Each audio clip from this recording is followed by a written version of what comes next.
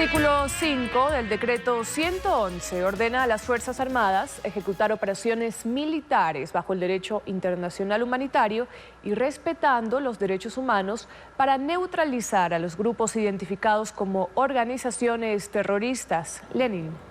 Alejandra, y ya nos acompaña el general Patricio Carrillo, exministro del Interior, quien también se enfrentó a estos grupos beligerantes y al crimen organizado. General, buenos días, bienvenido a Contacto Directo. Buenos días, Lenin. Un gusto poder saludar a través de ustedes a los ecuatorianos. Se ha decretado pues que el país está ante un conflicto armado interno. ¿Qué significa esto en la parte operativa, general? Con la practicidad para que podamos tener claridad.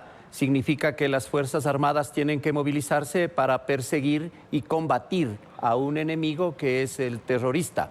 El terrorista tiene que ser no procesado como un delincuente, sino tiene que ser enfrentado y combatido de la forma como ellos también lo han enfrentado al Estado ecuatoriano. Y la policía complementariamente continuará con sus actividades para procesar a delincuentes dentro del marco de la legalidad.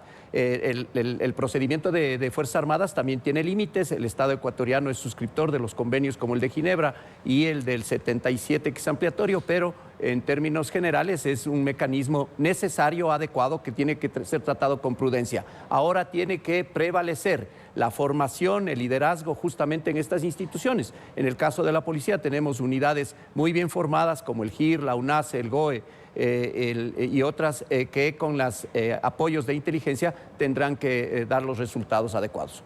Tendrán que dar los resultados adecuados, es decir, si cuenta el Estado con las herramientas necesarias para hacer la guerra.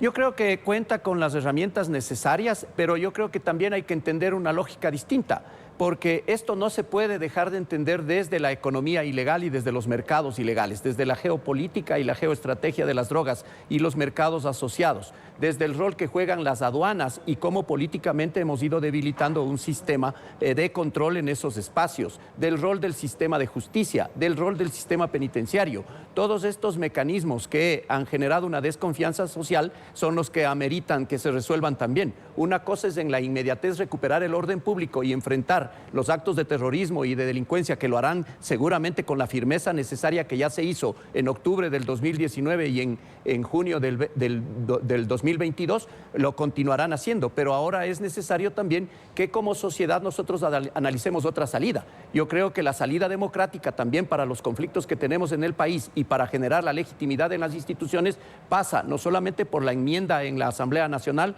o por la reforma vía consulta popular. Podría ser también ya una necesidad, una asamblea constituyente que permita darle nuevamente la funcionalidad y la misión adecuada a las instituciones. Yo creo que hay un agotamiento del contrato social que también deberíamos debatirlo. Pero primero hay que atender lo primero, y estamos en una situación de guerra que no solamente necesita objetivos, sino también estrategias, y usted lo sabe, general. Es de suponer que el Estado las tiene, me refiero a las estrategias, o no necesariamente es así. Mire, yo creo que las instituciones hoy harán el mejor de sus esfuerzos sin duda, pero el Ecuador tiene una carencia, y la carencia básica es que nunca comprendió cómo funciona el sistema criminal para tener un contrapeso desde el sistema estatal que pueda enfrentarlo. Y en cambio el crimen organizado estudió perfectamente cómo debilitar el Estado. No tenemos nosotros una agenda, entendido una agenda de seguridad como aquel estudio estratégico de inteligencia prospectivo, un análisis que, determinando factores de riesgo y amenazas, permita evitarlas para que no impacte en la vida y en la calidad de vida de los ciudadanos. Y de la agenda de seguridad tienen que irse derivando las políticas, especialmente la política exterior, para que los convenios bilaterales y multilaterales funcionen en materia de extradición, en materia de decomisos anticipados, en materia de inteligencia y de contrainteligencia con las diversas redes, en temas de política de defensa, para que el rol de las Fuerzas Armadas no sea permanente, sino sea un rol excepcional. Eso es lo fundamental, porque si lo hacemos ordinario podrán caer en muchos vicios, pero el rol de ellos en la frontera tiene que ser mucho más fortalecido. El rol de inteligencia, la política de inteligencia, la política de seguridad ciudadana, la política de rehabilitación social, la política criminal, la política de justicia, es decir, la política de convivencia con los municipios, para que entiendan también su rol y la complementariedad que tienen que hacer para los modelos de gestión de las instituciones. Un modelo de gestión en la policía policía preventiva, el modelo de investigación articulado y coordinado con Fiscalía para llegar con elementos de convicción suficientes a la Administración de Justicia. Ahí hay muchos temas que tienen que derivarse y luego de elaboradas las políticas, establecer a través del plan estratégico alineado a los objetivos de desarrollo sostenible cuál es la gestión por procesos de cada una de las instituciones para hacer con una métrica adecuada la evaluación sobre la base de metas y sobre la base de los presupuestos que el Estado ecuatoriano invierta en cada una de las instituciones. Sí, son muchos temas y no suena necesariamente sencillo el adecuarlos. Entonces, vamos a una guerra contra organizaciones terroristas y con todo esto pendiente, ¿cuáles podrían ser los resultados, general? Porque, o sea, usted plantea un escenario en el que no nos encontramos en definitiva en las mejores condiciones para afrontar una situación de este tipo. ¿Se pueden hacer esos ajustes en corto plazo y obvio, claro, con voluntad política, con la voluntad política que ha demostrado tener el presidente Noboa? Claro, y sobre todo con la cohesión que hoy han demostrado las diferentes organizaciones políticas, porque parte del fenómeno que estamos viviendo es la irracionalidad y la poca razonabilidad política que ha existido para ponernos de acuerdo en algo esencial como es la seguridad de todos. Entonces ahora vemos que todos hacen un llamado a la unidad. Bienvenido, antes no había estas posibilidades, antes siempre estábamos enfrentándonos en función de intereses políticos que estaban ligados. El crimen organizado tiene esas tres estructuras: la estructura política, que es la que nos ha llevado hasta este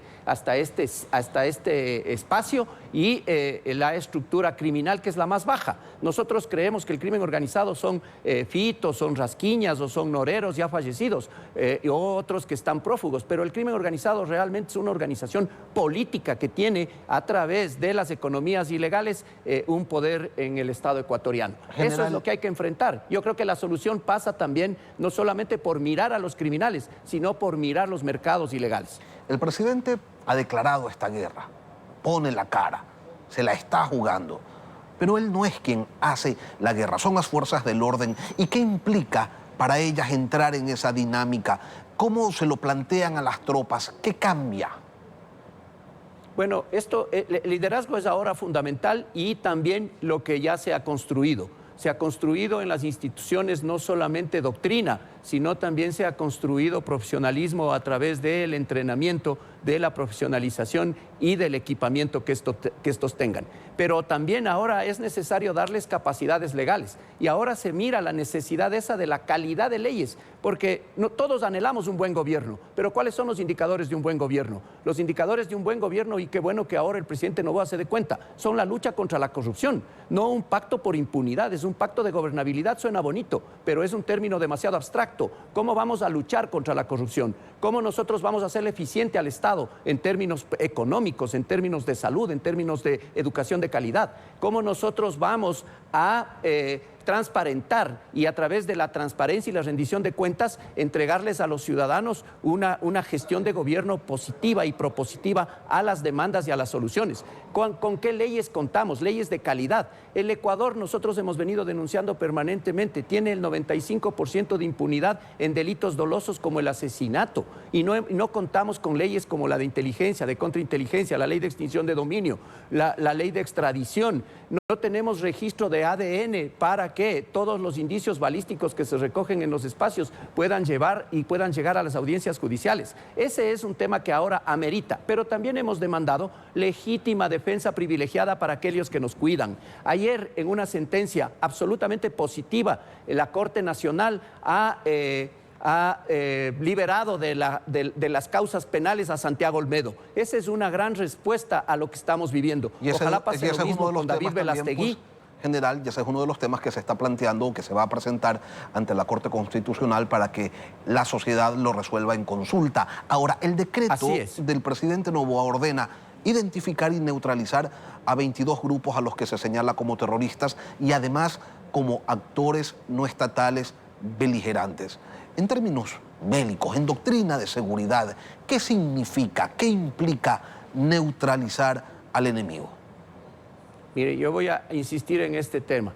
A los delincuentes hay que procesarles, pero a estos beligerantes terroristas, como ya las ha calificado el Estado ecuatoriano, hay que combatirlos, hay que enfrentarlos y hay que aniquilarlos si es posible. En términos de los límites que tiene el Estado ecuatoriano y en términos del derecho internacional humanitario. Ahora, el rol de los equipos de inteligencia son fundamentales, porque esta es la capacidad que tenemos como Estado ecuatoriano estratégica para perseguir a las organizaciones que le han enfrentado al Estado ecuatoriano. ¿El decreto faculta, viabiliza que se los vaya a buscar en los lugares en donde estén escondidos y que se los neutralice?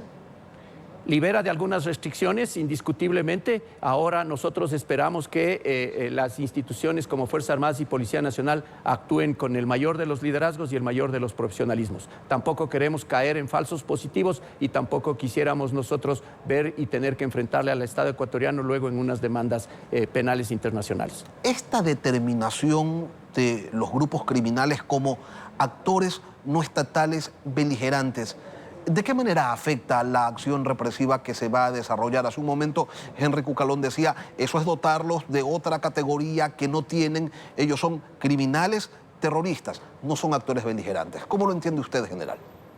Yo entiendo que la delincuencia es un tema que amerita desde el derecho penal ser tratado y procesado, y otro es el tema del terrorismo. Nosotros ya hemos venido creciendo en esto, no solamente en los últimos meses.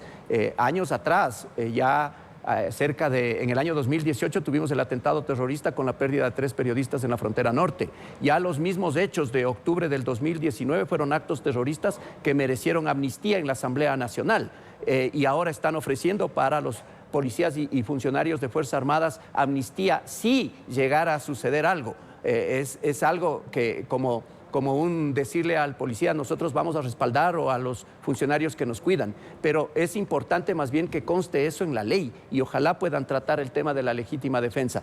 Pero más allá, yo creería que el terrorista tiene que ser tratado como un enemigo del Estado y como un terrorista, y debemos crear una calidad de norma que permita que así sea el tratamiento y enfrentado desde las instituciones del orden. General, si estamos en guerra, ¿la Policía Nacional se supedita a las Fuerzas Armadas o cómo se desarrollan las acciones? ¿Cómo funciona esto? Sí, hay un cambio de roles. Ahora el liderazgo y la planificación operativa, táctico-operativa es de Fuerzas Armadas, y la Policía Nacional tiene un rol complementario en estas circunstancias. Pero si estamos en guerra, también el presupuesto tiene que ser de guerra, y deberíamos también debatir un poco de dónde vamos a sacar los recursos necesarios para atender una crisis de esta magnitud. En todo caso, ¿usted cómo ve el escenario legislativo en ese sentido para conseguir recursos? Mire, hoy he visto yo que se han unido todas las fuerzas, han llegado a un debate y a unas resoluciones, pero esperemos que prime esa racionalidad y se mantenga esa racionalidad. Ahí hay un grupo político que tiene la primera minoría, que siempre está oponiéndose y que es en parte con su posición responsable de lo que estamos viviendo en parte. General, permítame volver al asunto operativo. En este nuevo escenario, ¿qué pasa con quienes sean detenidos? ¿Van a ser trasladados a esas mismas cárceles que el Estado no controla y donde las organizaciones criminales mandan? Mire, ahí esas son las debilidades, y por eso yo insisto que esto hay que entenderlo, no solamente desde la posibilidad de reacción del Estado ecuatoriano ahora. Yo creo que hay que entenderlo desde las economías, desde el sistema judicial, desde el debilitamiento que tenemos. Y hay que crear un mecanismo urgente, emergente, para darle una solución. Y creería yo, en el caso del gobierno anterior se proponía un espacio militar en Pastaza que pueda ser utilizado para llevar allá, bajo el mismo principio, aislamiento y régimen especial, a aquellos que ya han sobrepasado muchísimas líneas y que han llegado a cometer actos terroristas, que han atentado contra la vida y que no tienen ningún afán de rehabilitación social. ¿De qué tipo, general, es el apoyo internacional que podría esperar el país? Bueno, hay diferentes tipos. Yo creería que uno de los principales es un apoyo económico, el otro tiene que ser un apoyo a través de las redes de inteligencia, porque son delitos transnacionales que tienen que estar no solamente bajo principios de doble criminalidad tipificados en los diferentes lugares, sino que deben también estar acompañados de mecanismos de acción para que la aplicación de la ley sea efectiva. Nosotros no ganamos nada teniendo una ley si la aplicación es como en el Ecuador, anulado el Estado de Derecho, anulado el principio de legalidad, 95% de impunidad. Hay que tratar de resolver eso. Y también incluso podríamos recibir apoyos operativos en materia de inteligencia o, por qué no, operativos inclusive tácticos. Depende de la voluntad política que tenga el país. Es decir, presencia de tropas internacionales con objetivos específicos, general. Así es, lo ha dicho la ministra del Interior de Argentina, Patricia Bullrich, lo ha dicho que de ser necesario enviar tropas para apoyo al Ecuador, encantado. Y ahora la política exterior en materia de seguridad será la que tiene que primar también. Para eso es fundamental las sesiones y las resoluciones que tengan en el Consejo de Seguridad Pública y del Estado. El tratado que firmó el expresidente Lasso con el gobierno estadounidense precisamente faculta esa participación de tropas norteamericanas para operaciones muy específicas y el tratado detalla pues que deberían estar uniformados y que se les permite un sinnúmero de cosas. ¿Esto no afecta a la soberanía general? No, yo creo que igual este tema de la soberanía es un tema que nosotros tenemos que revisarlo ante un delito transnacional, ante un tema, la integridad territorial queda muy reducido. Yo creo que es muy simplista, es un tema muy complejo que merece unas soluciones también complejas. Patricio Carrillo, general en servicio pasivo, ex ministro del Interior, gracias por acompañarnos hoy aquí en Contacto Directo. Gracias a usted, Lenin. Buenos días, un gusto.